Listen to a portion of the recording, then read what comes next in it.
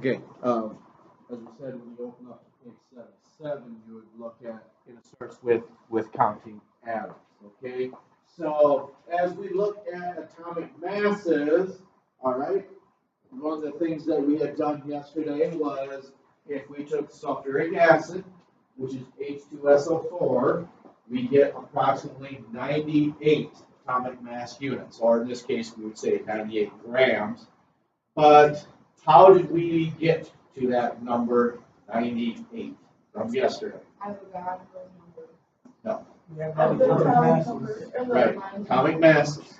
Okay, so in that formula, H2SO4, where we left off with yesterday, okay, we would say we've got 2.02 grams for the hydrogen, 32.06 for the sulfur, and then where's this 64 coming from? Yeah, 16 times 4 gives you 64, and then you add all these together and you get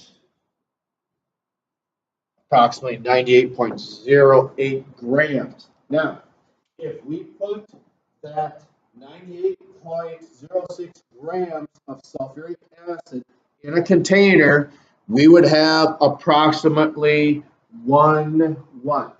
1 mole. And remember, moles are just counting units. We said you could take a measuring tape across this desk and you would get 96 inches. What's a different way of saying 96 inches? 8 feet. So that small number 8 is just a different way of expressing or counting units. Yes? Okay, atomic masses. Why are they different numbers? How is it determined? Why does chlorine have atomic mass of 35? Okay, that means it is 35 times the mass of hydrogen. It's all based off of hydrogen. I believe that's the easiest way to describe it. And that would make the most sense because it is just based off of a number of pretty close to 1.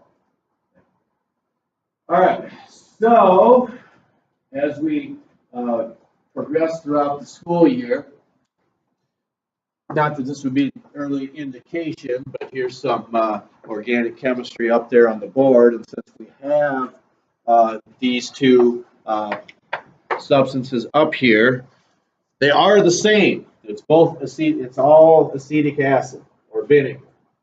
It's just that this is the what we call the molecular formula, and then this is the structural formula. What we mean by that, okay, you got 2 carbons, 2 carbons. We've got 4 hydrogens. There's 3 there and 1 there. 1, 2, 3, 4.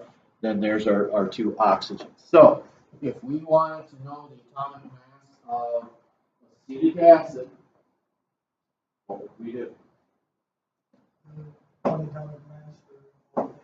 Okay, so approximately 24.02 for the carbons because each one is 12.01.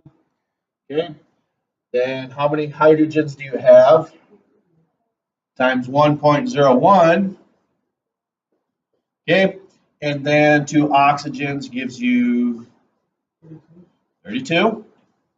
And then you just do the same thing.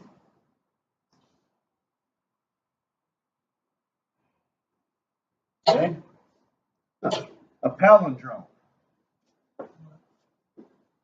That number is a palindrome. You're nodding your head. You probably might be the only one that understands what a palindrome is. They don't necessarily have to be numbers. They can be words as well. Of course, the most common one someone likes to use is race car. You've heard that before too. What we mean is the same forwards and backwards. That's what a palindrome is. All right. So now, with what we see on page 77. Okay. when we're counting atoms, what would you guess? How do you think you can you actually count atoms, do you think? Obviously it says here we can't. But is it possible to see them? No. Not unless you have a scanning electron microscope. Then you can look at, I don't know if you can see gases, you could probably be able to see liquids, but the example that we had seen, it was called hunting the elements. They took a small fragment of copper and took it to MIT, where there was a scanning electron microscope, and you can magnify it so many times to see the individual atoms of copper. Okay?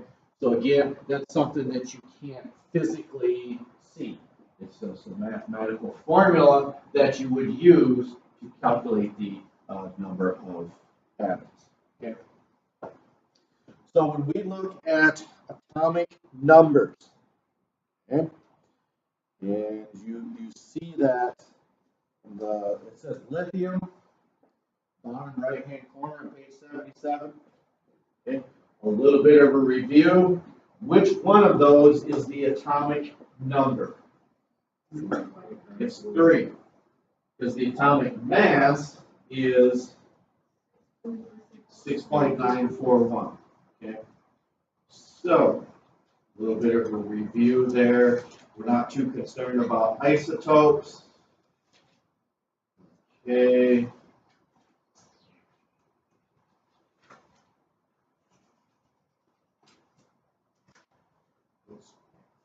Okay, then turn to page 83. Okay, the mole. We just briefly talked about that. Okay, so on page 83, on the top it says the mole is the SI unit or amount of substance, abbreviated MOL. That it's not molecule. That's just how we abbreviate it. Is the amount of a substance that contains as many particles as there are atoms in exactly 12 grams of carbon-12. And that's why on that periodic table, or Bob over there, that's why when you look in the lower left-hand corner, that they use carbon in the key. Okay? So counting all these elements is based off of carbon-12. Because if we remember from physical science, there are 3 different forms of carbon we could refer to. Carbon-10, carbon-14, but on this periodic table, it's carbon-12. So where do you think the 12 is coming from for carbon? The atomic mass. That's right. So if we're dealing with carbon-10, okay, well then that must mean that isotope has an atomic mass of 10. Okay? Because this is what we're getting at when we refer to isotopes. Again, we're not going to spend a whole lot of time on there. We know, this is a review. Here's our carbon atom, 6 protons. Okay? So, do we remember that slide rule? 1s2, 2s2, 2p6, 3s2. That's a classic expression right there. I remember writing it. Okay. So what we see happening, it probably looks something like this. 1s2, 2s2. Now, this can hold 6, but we're only going to put 4 in there.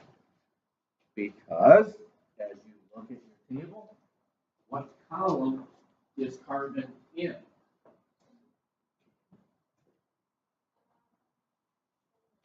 It's in the 4th column. Okay. Remember, we skipped the D group elements. You only count the S and the P. So, when we add all of these together, okay,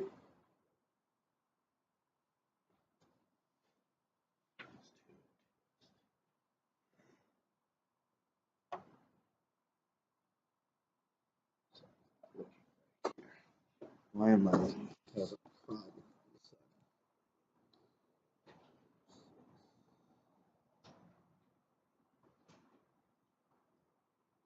Oh, I know what I did wrong. Very easy to make that mistake. Yes, it's in the fourth column. But that's because I just wanted to see if you people would catch this. Is anyone totally lost right now? Very. There's only 6. Yeah, these have to add up together. Is that what we're trying to get? Yes. Okay. I thought we were going to the slide rule. What this is the slide rule. Are we writing it out again or using No. it again? No. In your head, you visualizing that in your head. Okay?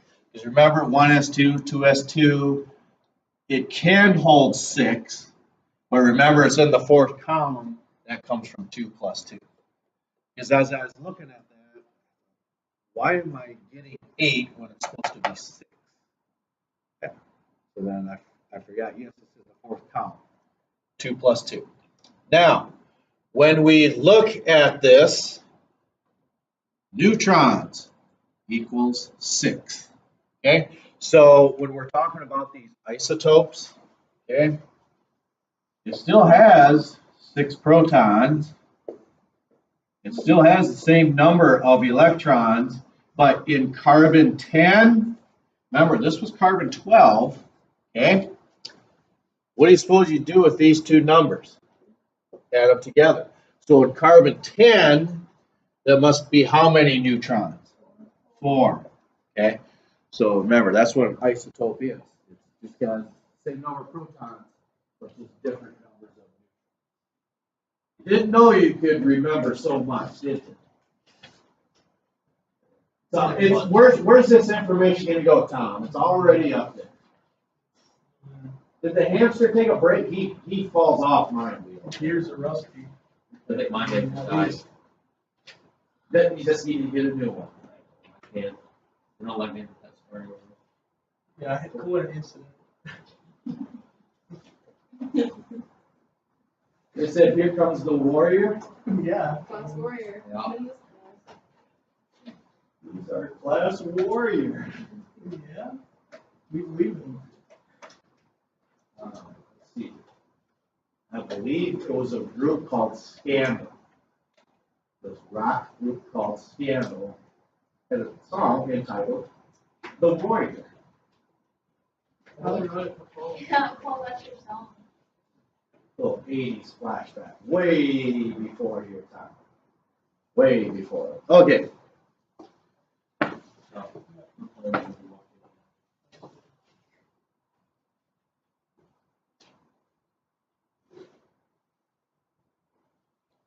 So as we move on where we left off, it said 12 grams of carbon or carbon 12. When we're talking about carbon 12, it's this guy right here. Okay, so it goes on. The mole is a counting unit, just like a dozen. Okay, we said that yesterday, kind of like whether it's a dozen ears or a dozen eggs. Okay. The mole is a counting unit. We don't usually order 12 or 24 ears of corn, or you could say 12 or 24 eggs. Okay? We order 1 dozen or 2 dozen. Okay? Similarly, a chemist may want 1 mole of carbon or 2 moles of iron or 2.567 moles of calcium. It's just a counting unit. It doesn't have anything to do. Well, it does. It's how much amount of substance you're actually measuring. Okay? Like the feet and the inches. Okay? Don't get so hung up on, oh my gosh, I don't understand the concept of the mole. Okay? Do the problem solving will be a lot better. Okay? If we go on and we do things the way that we show you how to do it. Okay? That's the number one aspect to keep in mind. Okay? In the sections that follow, you will see how the mole relates to masses of atoms and compounds. So it's just the amount of substance of that element that you're measuring. Okay? And here we see that number we were talking about yesterday, Avogadro's number. The number of particles in 1 mole has been experimentally determined in a number of ways. The best modern value is 6.022141179 times 10 to the 23rd. but we're not going to use all the way out to that many decimal places. We just want 6.022.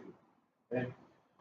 And this means that exactly 12 grams of carbon contains 6.022 times 10 to the 23rd atoms. Okay? That's also 1 mole of carbon atoms. Okay? The number of particles in a mole is known as Avogadro's number, named, well, we don't care, it's named after Italian scientist Amedeo Avogadro. Okay? So this number, Avogadro's number, is the number of particles in exactly 1 mole of a pure substance. Again, that goes back to this example. Okay, 98 grams of sulfuric acid in here is how many moles? 1. So how many particles would we have in here? 6.022 times 10 to the 23rd atoms in 1 mole of a substance. All right. Are we on the bus? That's something we haven't heard all summer. You know, we're in a radioactive decay here. It goes from 3 down to 2 down to 1. The class gets smaller. Yeah, that's true. Class is getting small. That just means you people are just too cool to not want to be in here. You want to be in here. Really cool Yeah, we're the cool kind of students. kids. Everyone wants to be. Oh yeah, you're young men and women. That's what we treat you as such. Okay. Yeah. All right. Let's start. Yes. Okay, so this might be a really stupid question, but will the number of like moles change with the each element? Yes. It will. Yes. Like, is there a formula for that? Yes. We're getting to Oh, Remember, no questions. that. Okay. Well, like, I was So. so confused. Let's see here. I thought they got a triangle. Oh, it's not a triangle. It's just on page 84.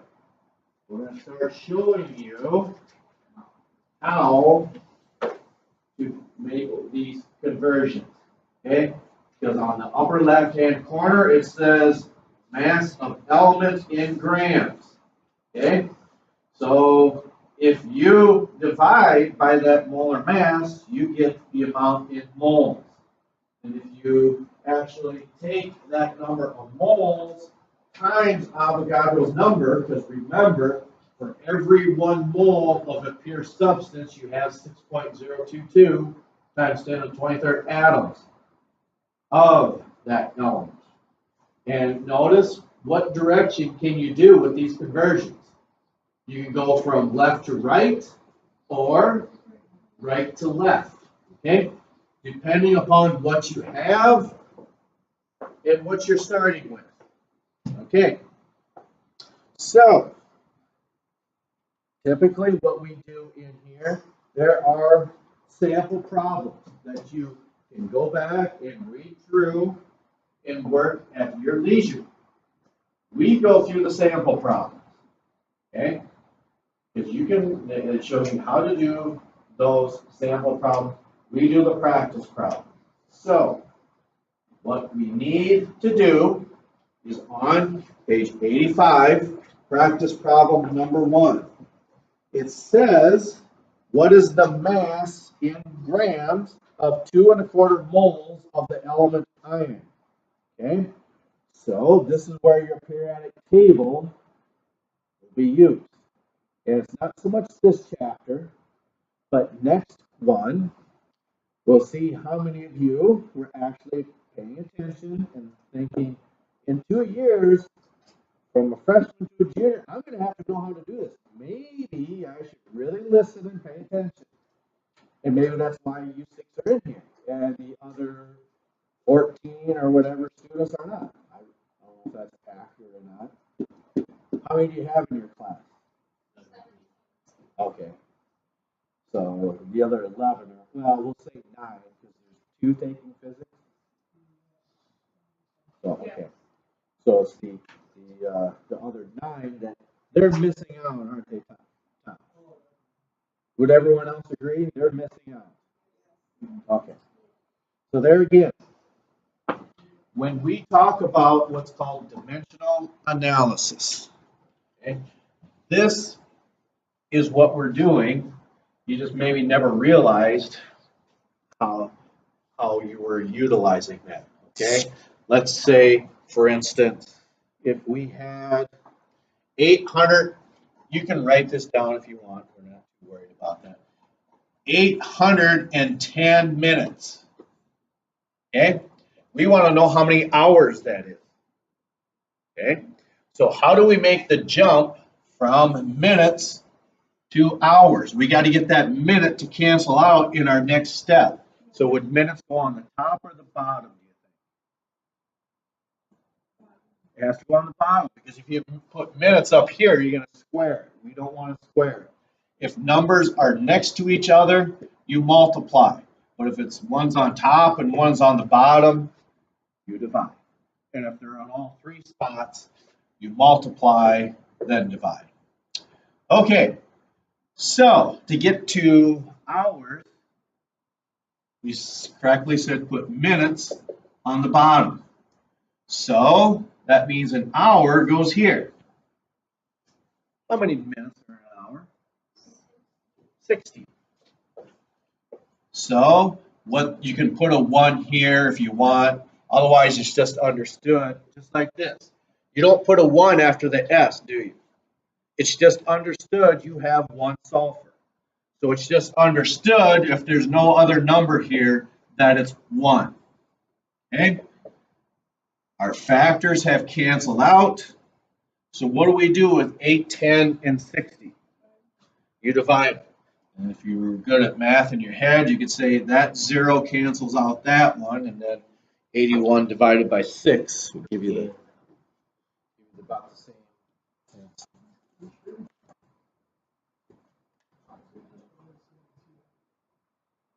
81 divided by 6 is 13 and a half. Otherwise, you could say 810 divided by 60. 13 and a half hours.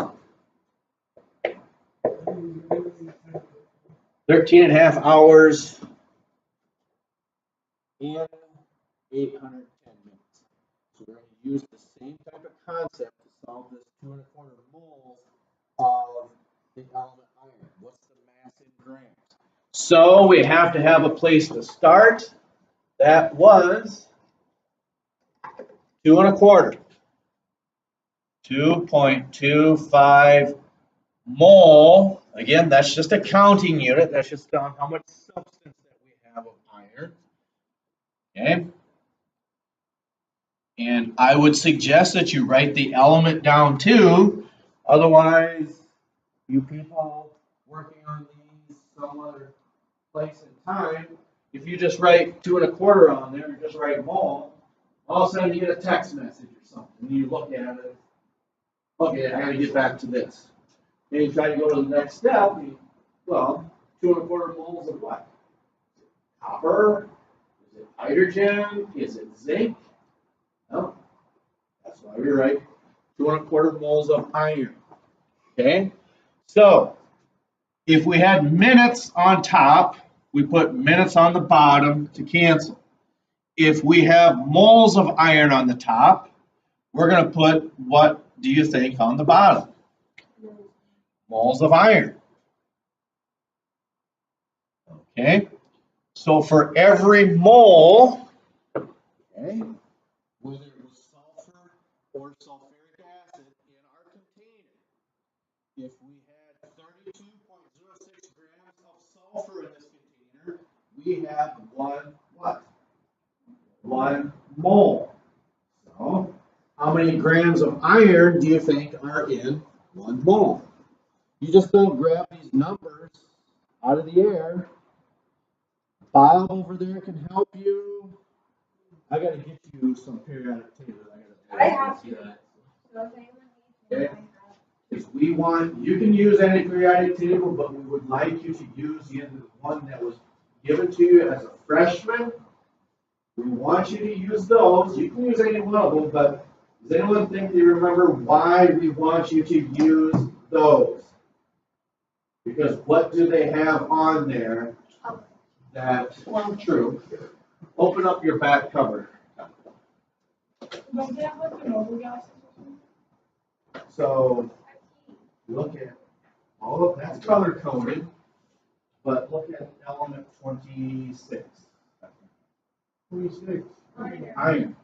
What's looking at this on? What's the charge for iron? There's no charge on there, so is it free?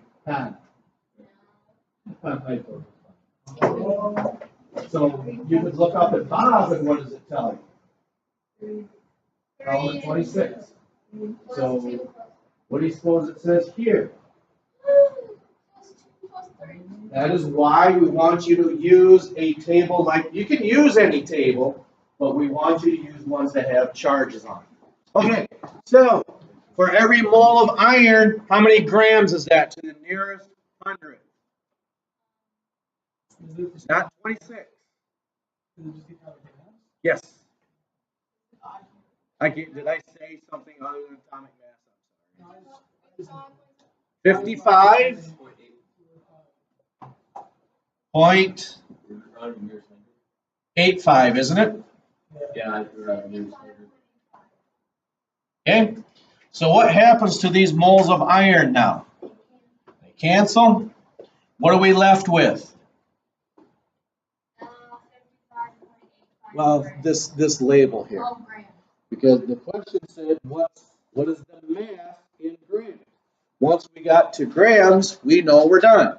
So what do we do with these two numbers? Multiply them, and then you're done. Okay?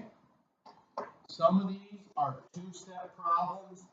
Some of these are 3-step problems. Okay. I'll go ahead and hand this paper out. You'll be given time to work on them tomorrow.